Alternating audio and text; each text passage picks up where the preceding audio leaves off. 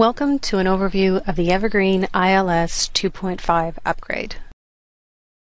The Evergreen Indiana Library Consortium has been running on version 2.2 since September of 2012.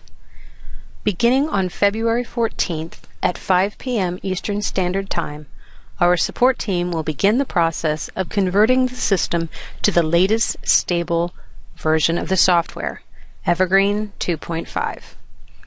We anticipate the system will be back online at the start of business on February 17, 2014, but we're asking all members to prepare for a soft opening in case we run into unexpected complications during the upgrade process.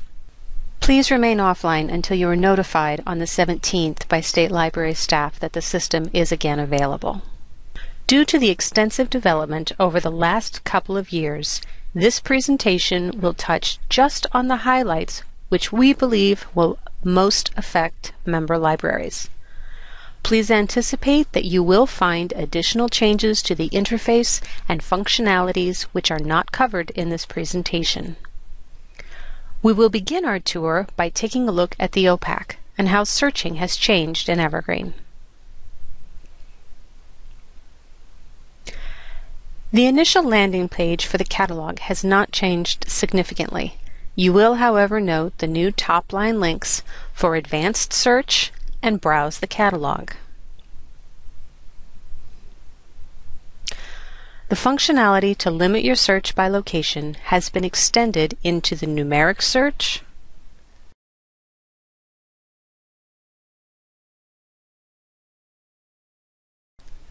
and the expert search. We are delighted to announce the return of shelving location search functionality in the catalog. This feature was the top request by members in the Spring 2013 Development Survey.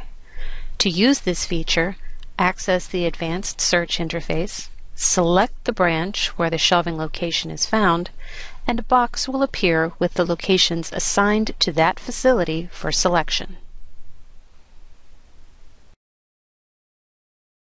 Another top-rated request by members in the Spring 2013 Development Queue was the addition of browsing functionality for authors and subject headings. Access the Browse search interface via the link at the top of any catalog page. The Browse search returns results for titles, authors, subject headings, and series. You may also set a location limit. Here are the results of a sample search for the subject heading Indiana History.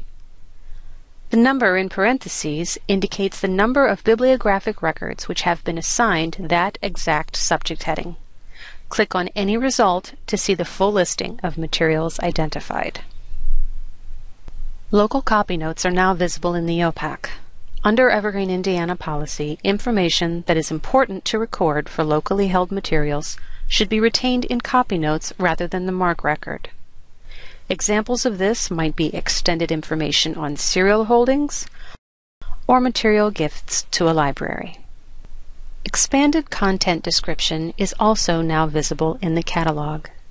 This means that when a summary, table of contents, reading level information, or any of a variety of other fields are included in the MARC record, that information now appears just below the physical description. In this example title, Project Management in Libraries, Archives, and Museums, the table of contents is now available.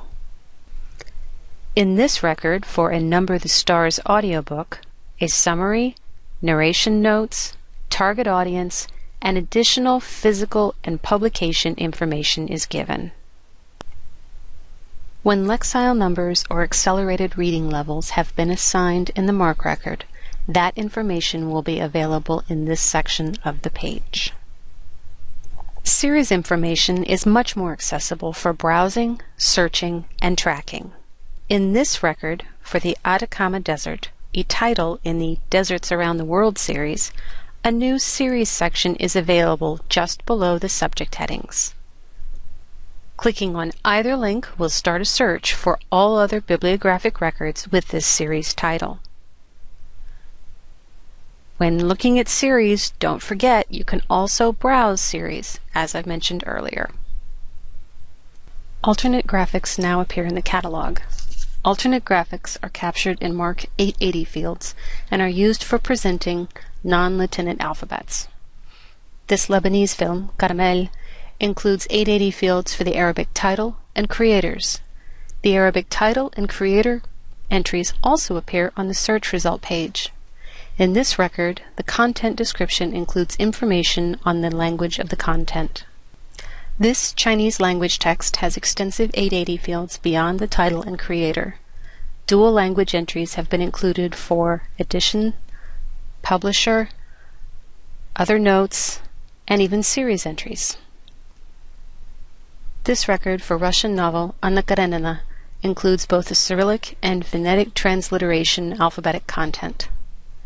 Please note that at this time, 880 fields are not searchable. It's now easier for patrons to identify if an item is unavailable for placing a hold. When browsing search results, if an item is reference, electronic, a bestseller, or otherwise non-holdable, there is no link to place a hold in the catalog. This only affects materials which may not be placed on hold under any circumstance. If an item is only available for local holds, the option to place a hold will still present. There are a number of changes to the My Account interface and functions. Up first are patron visible patron notes. The option to assign visibility has been listed on the patron account for several software versions, but with 2.5, the functionality is in place for them to appear. In this example patron account, a biographical note is given, but this is also the place to include notes about missing parts, say a DVD case returned without the DVD inside, personal items found at the library. For example, we used to find a lot of mail used as bookmarks, occasionally very important mail like bank statements, W-2s, or checks, and other items. My lists have undergone some changes, and our testers confirm have significantly increased usability.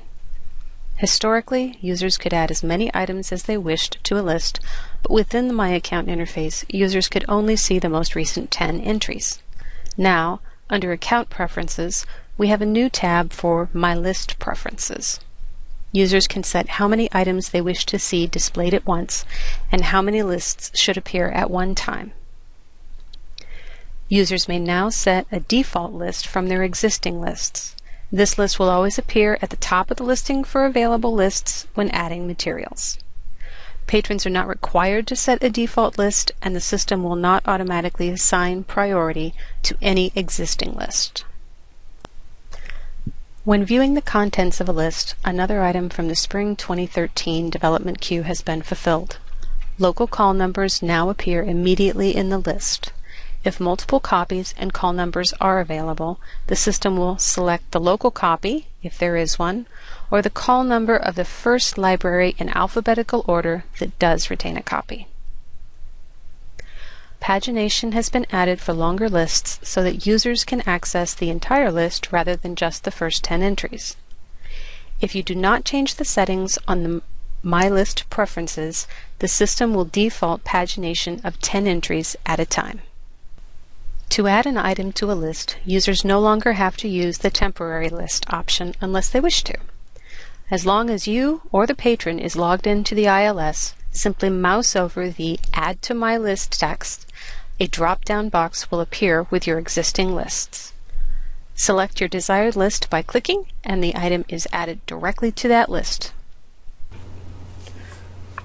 Patrons will now be able to pay their bills online with a credit card or debit card. From the front page of the My Account interface, patrons simply click on the Pay Fines button, and they are passed to a secure credit card processing site. The patron should select their method of payment, enter their card number, expiration date, and cardholder information. Click on Continue. This will bring up a review page allowing users to confirm that all information is accurate and provides the vendor's terms and conditions for review and acceptance. Patrons must click the button here to proceed. The user then clicks either on the Edit button to correct his or her information or on the Process Payment button to complete the transaction. The receipt page is generated with a confirmation number as well as an email confirming the payment. When the patron clicks Exit, he or she is returned to the My Account interface. A couple of notes for consideration. The Executive Committee voted to implement a convenience fee to cover the processing costs. The rates begin at $1.35 and increase slightly for very high bill payments. When paying with a credit card, the entire account balance must be paid. Piecemeal payments will not be accepted. In other words, if a patron owes $11, she or he may not pay $1.01 with a credit card to get back under the maximum fines threshold. He or she must pay the entire $11. Those are the big changes our patrons will be observing in the OPAC. Now let's move on to the changes specific to circulation staff. The patron summary interface is both more colorful and more interactive. The links for barcode and phone number no longer require additional confirmation.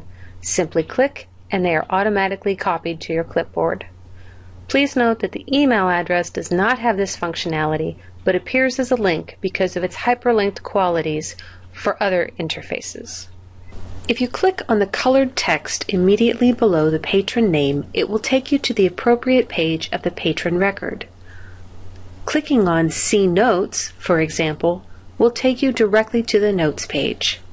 You can see that this note has been set to Patron Visible, as you saw earlier in the OPAC. Private notes will also appear here, but are only viewable by staff persons.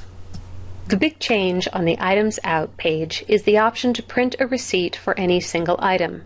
This is very useful if a patron only needs to renew one or a couple of things and you don't want to print out a receipt that includes every item he or she has out. Access this option by right-clicking on the item and selecting it from the menu, or select the item and click on the button at the bottom of the interface. The Patron Edit screen has a new button, See All. This button allows staff to see all the cards a given patron has had over time. In bills, items that are lost now appear in a line that's dark red. This visual cue can be especially helpful for libraries completing frontline accounting of intra-Evergreen payments. While credit cards are being accepted in the OPAC, staff may not accept credit card payments in the staff client unless that library has an independent contract with a vendor. Patron credit has also been eliminated and removed from the interface. There have been a variety of additions and changes for holds in the staff client. From the Item Status screen, you can open up the list of holds on a given title by right-clicking or opening Actions for selected items and selecting Show Holds on Bib. This is intended to assist in selection and purchasing, as well as provide a shortcut if a patron wants to know how long the list is to obtain a high-demand title. The Holds Pull List has another option for viewing and printing. In addition to the classic interface and the Print Full Pull List options, there is a new simplified pull list. The first time you open this, it will have an extremely wide presentation with a lot of content listed. Right-click on the header to open the column picker and select exactly which columns you need to display. Sort Priority allows you to set the order to appear as is most useful for your staff. At the bottom of the column picker is a Save button. Once set, the simplified pull list will always appear as configured on that workstation. These settings are tied to the workstation and not to the user. In the Holds interface, staff are now given a name beside the barcode to confirm that the item being placed on hold is being placed on hold for the correct person. This can be very helpful when a person is responsible for carrying multiple cards for a family. Inside the staff client, when a call number is repeated at a given location, there is only one link for volume level or call number level holds. The system automatically cascades the hold across all item holdings within that volume. Catalogers will also see some significant changes to their workflows. Accessing the item attributes screen no longer requires you to open an item record first. Access a dummy record by clicking on Admin, Local Administration, then Item Attribute Editor. This is intended for creating or editing templates without affecting an existing item record. You also have the option of hiding statistics fields if you have retired that statistic or no longer need it after a migration. Click on the Hide Fields button to open the field editor.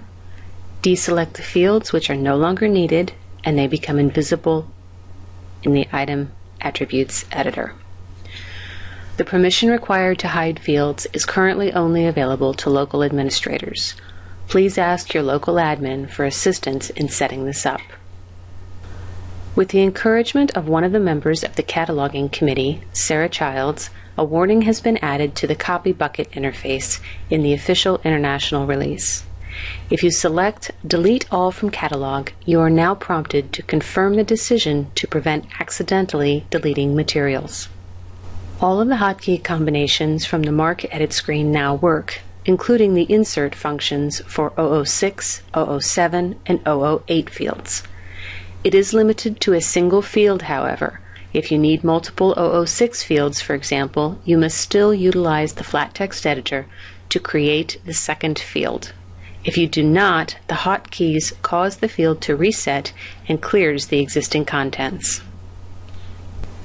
Testers noted a few cataloging workflow changes. The most significant of these is that when an item is added to a record using Fast Item Add, whether immediately following a Z3950 import or on an existing record, the ILS returns the user to the MARC viewer rather than holdings maintenance. We are looking into this to determine if it is possible to return that to the original workflow. I believe that the change was made to facilitate libraries that regularly process multiple copies of the same title, as the traditional sequence is followed if you do not use the Fast Item Add option. On the local administration side of things, there aren't a lot of visible changes resulting from this upgrade. Search profiles may now be assigned to a workstation. To create a workstation search profile, select Admin, Workstation Administration, Set Search Preferences. This configuration screen will appear and allow you to set a default search library, a preferred library, and which advanced search screen appears by default. By setting different search and preferred libraries, you can choose to always search the entire consortium, but prioritize locally held results. Catalogers may find that setting the default advanced search pane to numeric search is particularly helpful if the first step in their cataloging workflow is to check ISBNs. These search settings are saved to the workstation, not the user profile, so if you move between computers, you may need to set these defaults more than once. Don't forget that if you're sharing a workstation, that any workstation setting will affect all other users of that machine. Changing operators has been updated. Users now have the option of providing access to an overriding account for a few minutes with a temporary operator change. Alternately, users may create a staff or dual session, which is currently the only option available in 2.2, or use the permanent option to sign the existing user off entirely and sign another one into the current session. A description of each option is provided as a reminder. There are several other features which we are working on configuring that will be made available later this spring. Marking an item missing pieces will be an option either in the check-in interface or as a direct scan option available under the circulation menu. MARC field stripping will eliminate the fields which, under policy, Evergreen Indiana does not include in our MARC records. Examples include the 590 local copy notes, 690 local subject headings, and 850 holding institution fields. Field stripping will prevent those fields from importing when using Z3950, so catalogers will not have to worry about remembering to manually delete them. Because this will affect every record import, we will be testing and configuring this feature a bit longer to ensure that it's functioning as expected. We anticipate it will be fully in place later this spring. URL verification, also known as link checking, is also undergoing local configuration. This should make it much easier in the future to incorporate electronic content into the catalog. The interface, accessed via the cataloging menu, is currently available to browse, but sessions will not activate. Thank you for joining me today for a quick review of new and changing features in the Evergreen Indiana ILS. If you have any questions or discover any issues, please don't hesitate to contact me at the Indiana State Library. Thanks!